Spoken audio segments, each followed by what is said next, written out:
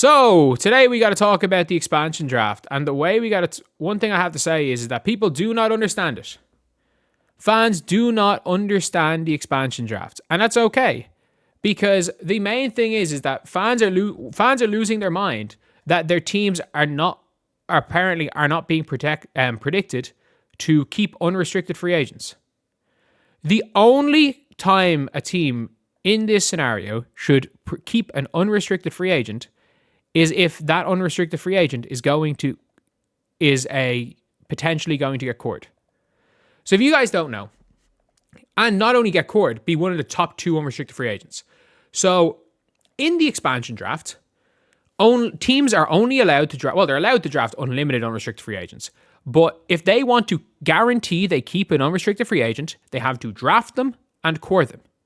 So if there's a player that is an unrestricted free agent, if there's a player that's an unrestricted free agent that you don't believe they're worth a max contract, then you shouldn't protect them. Like, for example, if the Atlanta Dream, let's just say the Sky, like, clearly Hailey Van Lith is on a rookie deal for 3 more years, but clearly Rebecca Allen is a better player.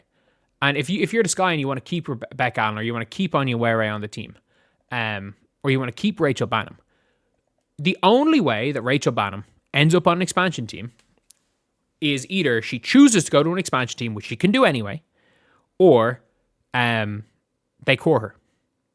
Like, there is no obligation for any of these players to play for the expansion team unless they get cored.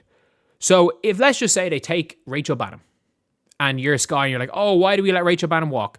And then they offer Rachel Bannum, let's say the core designation Supermax is 1.2 million. Let's just say they offer Rachel Bannum 500k. And Rachel Bannum goes, I'm just going to go back to Chicago. Chicago offered me 500k. I'm just going to go there. And then there's also a situation where you can protect a player and they can choose anyway to join the team. As we saw with Tiffany Hayes last year. Tiffany Hayes was protected by the Aces. The Aces wanted to keep Tiffany Hayes.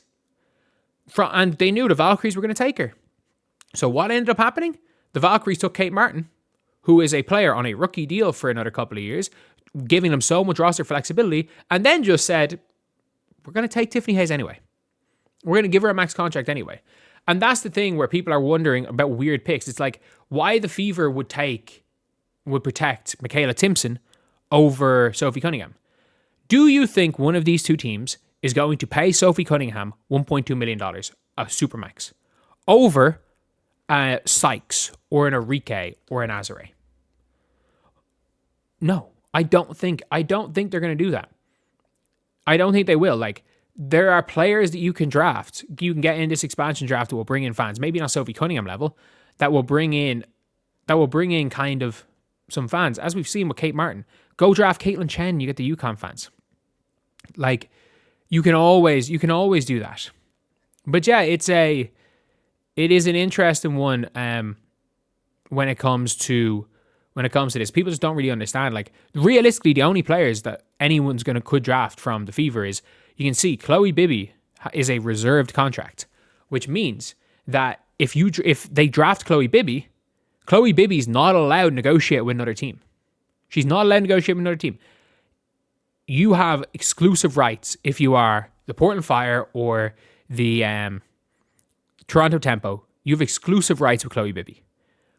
But if you sign Sophie Cunningham and you offered Sophie Cunningham, whatever you offer Sophie Cunningham, unless you give her the franchise tag core designation, she can just say, fuck that, I'm going back to Indiana. So do we think that's going to happen? No. Like, there's a reason why you should not be protecting unrestricted free agents unless it's Kelsey Mitchell, who is an obvious one because she would be taken in court. That's an obvious one. And it's the reason why Natasha Howard is ineligible, because she has no more core years. If they want Natasha Howard, they can offer a max and get Natasha Howard. They just can't get her via the expansion draft. For the Aces, it's the same again. Gray, Young, and Aja very likely could be court. Dana Evans is a good player. But you don't protect Dana Evans, because if you want Dana Evans back, then you just compete for her in free agency. Again, they're not going to give Dana Evans a supermax, So Dana Evans is just a free agent. She's a free agent as she would be otherwise. So they're not going to take... It's the reason why they say, they're only able to take one unrestricted free agent. Technically, they can take as many as they want. If they take a whole bunch of unrestricted free agents, like, they could all just walk. They could all just walk. Genuinely, they could all just walk.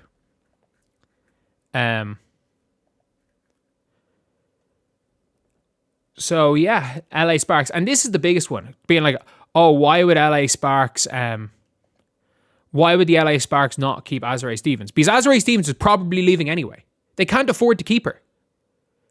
They literally... Why would they waste a protected spot on Azurá Stevens when they can't afford her? Azurá is going to command a max. Cam Brink is going to have to start.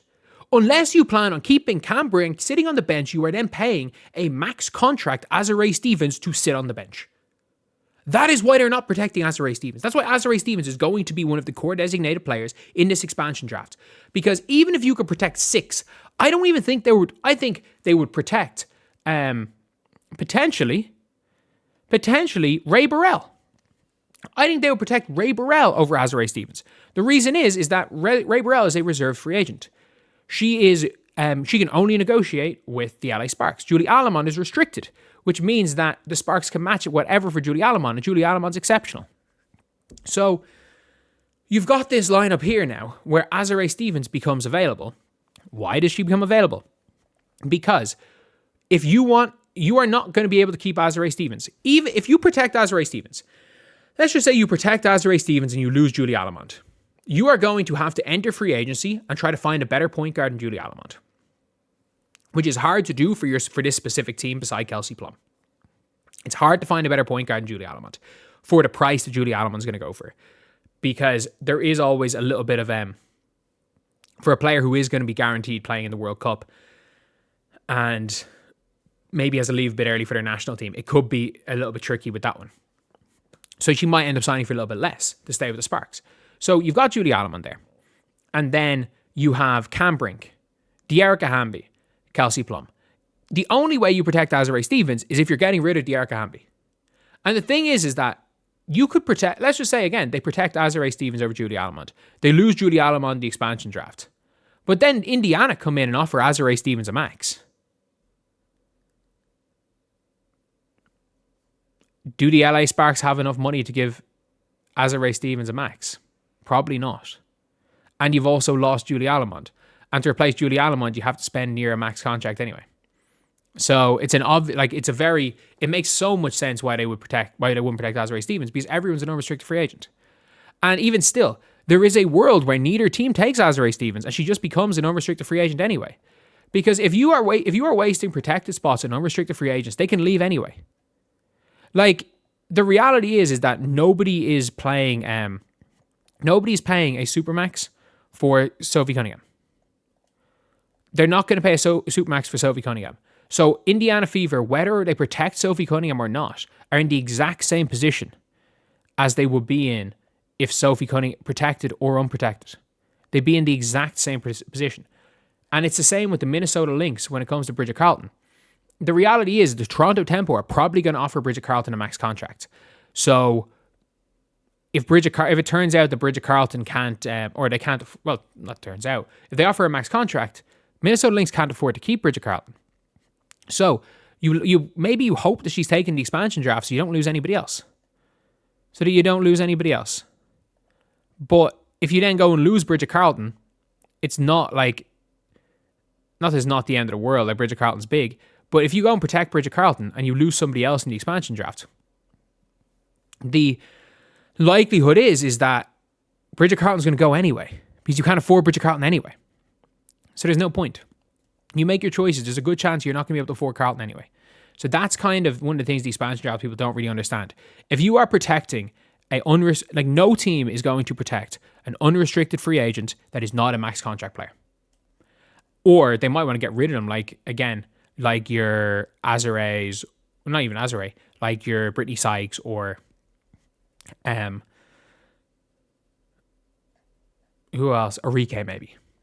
But like, there are a lot of max contract players that are going to be in this draft. And Not even if you deem them to be a max contract player. If you don't want to pay them the max, like there's a good chance the Connecticut Sun just say fuck that with Marina Mabrey.